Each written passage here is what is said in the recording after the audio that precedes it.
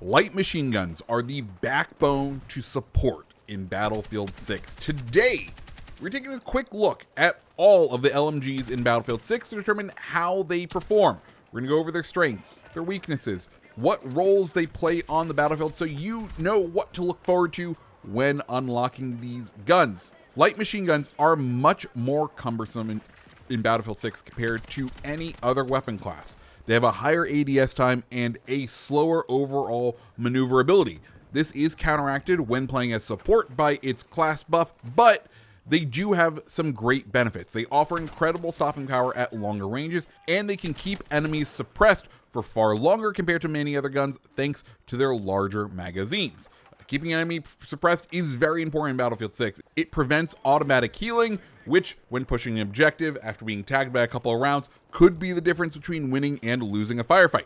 These weapons are just as lethal as anything else in the game, but players will likely need to adapt their playstyles thanks to that longer ADS time and slower movement speed overall to be successful. So, before we get into the first gun, one common request I've seen on the other videos that have been in this series, so far we've done carbines and SMGs, check those out if you'd like, is what defines close, medium, and long range. So, just as a heads up for backtracking to those videos and for the current video, when you see time to kill for close range, that is the 0 meter time to kill, i.e. if the barrel of your weapon is right up against the enemy.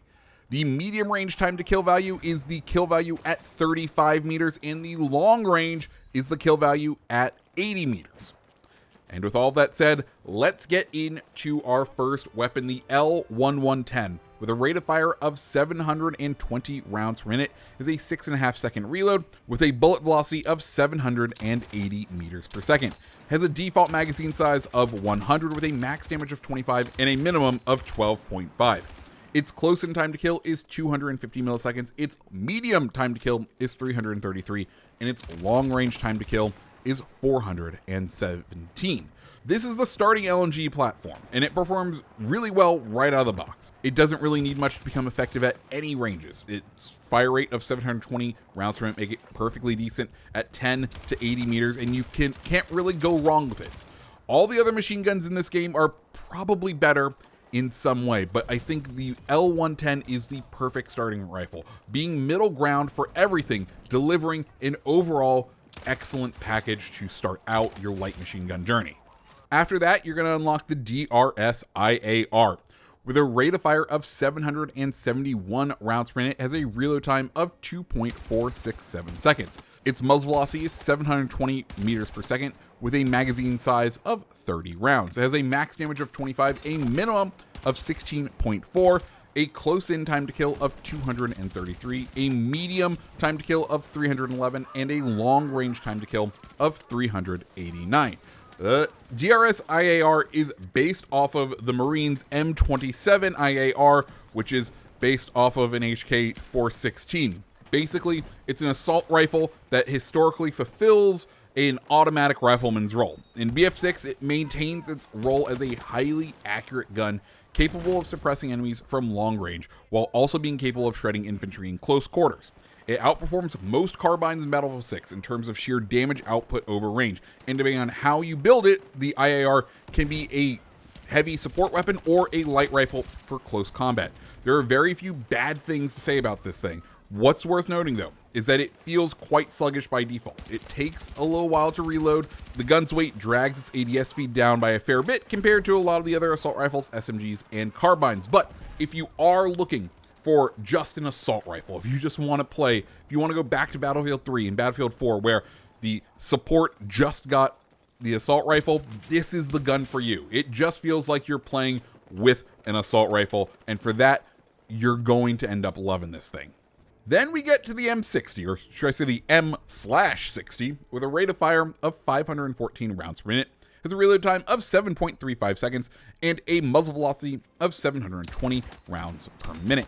Has a default magazine size of 100 rounds with a max damage of 33.4 and a minimum of 20. Its close-in time to kill is 233 milliseconds. Its medium range time to kill is 350 milliseconds, and its long range time to kill is 467 milliseconds. While the M60 may be one of the slowest firing guns in the game, it makes up for that by having way more stopping power than the previous two weapons. It takes 3 bullets to kill something up close and 4 to put something down at 80 meters plus. It's a fairly accurate light machine gun, and its slow rate of fire makes firing the weapon feel more pleasant compared to some of the others.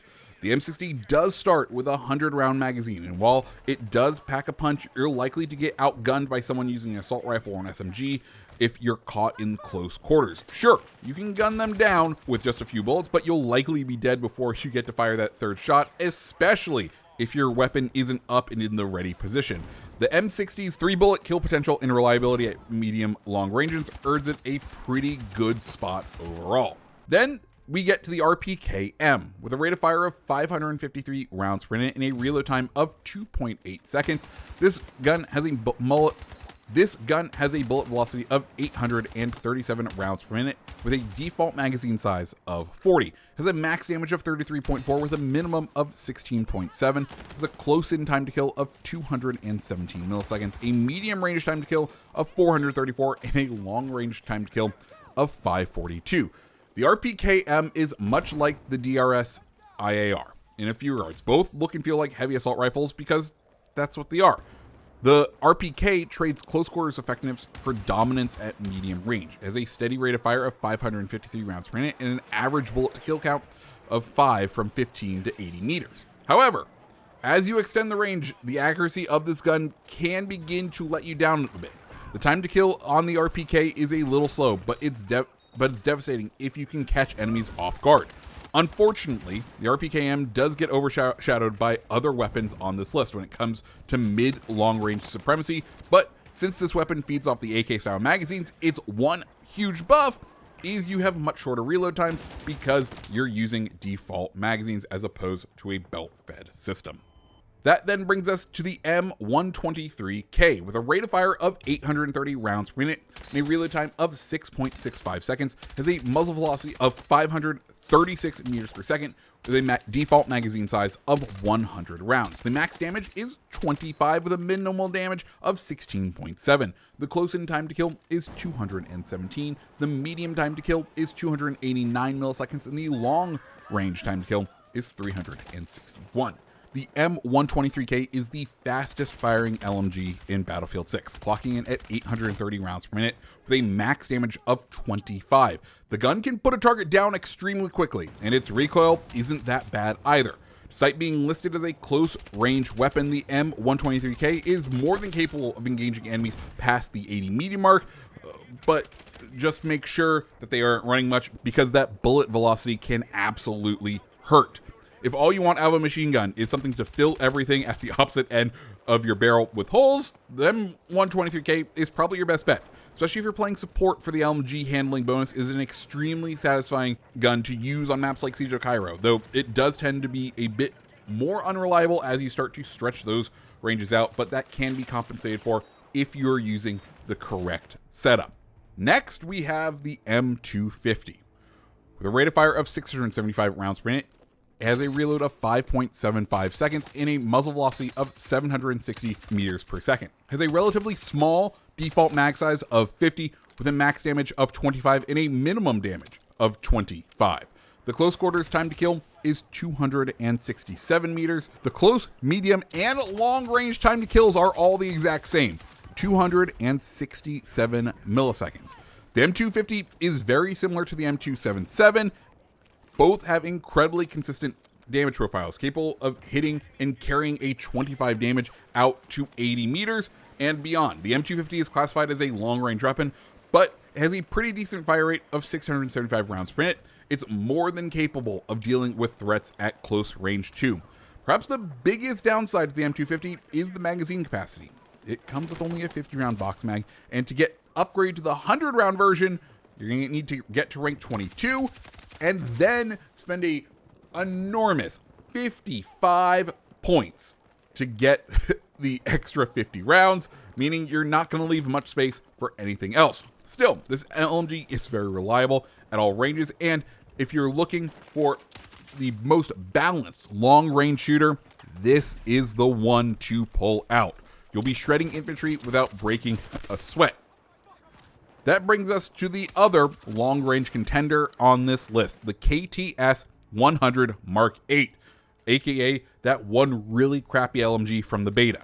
The rate of fire of 514 rounds per minute, and a reload time of 3.25 seconds. The velocity on this is astounding at 1050. Its magazine size by default is 60, it has a max damage of 25, a minimum damage of 16.7. Its close-in time to kill is 350 milliseconds, its medium time to kill is 467 milliseconds, and its long-range time to kill is 548.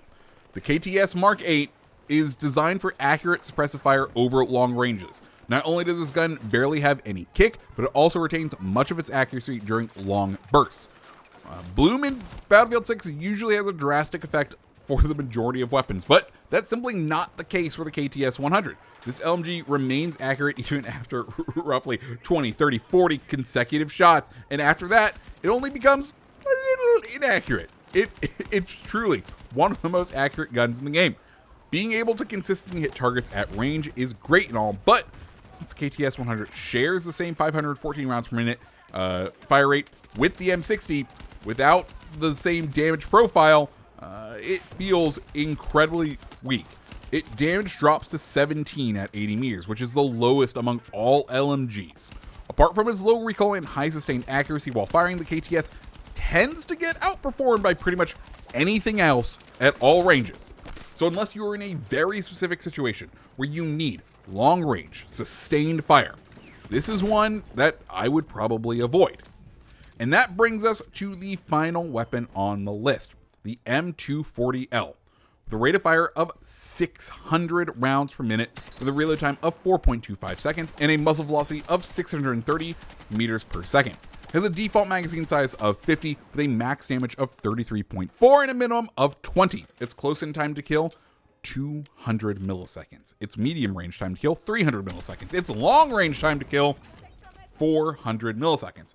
It's safe to think of the M240L as a more aggressive version of the M250. This LMG can deal up to 25 body shot damage at 80 meters, but its real strength is its ability to kill enemies in 3 shots in the body from 10 meters away. Its 600 rounds per minute make it much less oppressive than the M250L in those medium to long range engagements, but ultimately it's not a bad gun from distance as long as you mount it to a surface with a bipod of some sort. Now note, the gun is not without its issues. The initial accuracy can leave something to be desired, feeling almost like the reverse spread of BF3's LMGs in Reincarnate.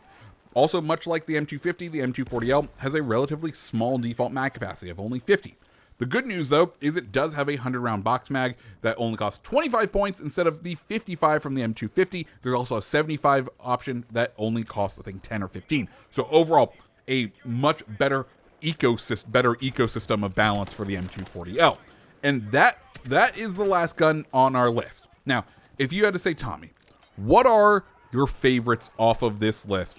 The M123K is probably my favorite. The incredibly high rate of fire means this thing is versatile at pretty much any range, especially if you can get it mounted. I love the M23K. The other option is the M240L. I think that is an incredibly strong weapon overall that I really enjoy, though I could see other people falling over to the M250. The last gun that I will give sort of runner-up status to is the IAR. The IAR is the gun for those who are like, you know what? I hate light machine guns, but I'm playing in a closed weapons lobby. What else can I use? The IAR. It's the best assault rifle in the game.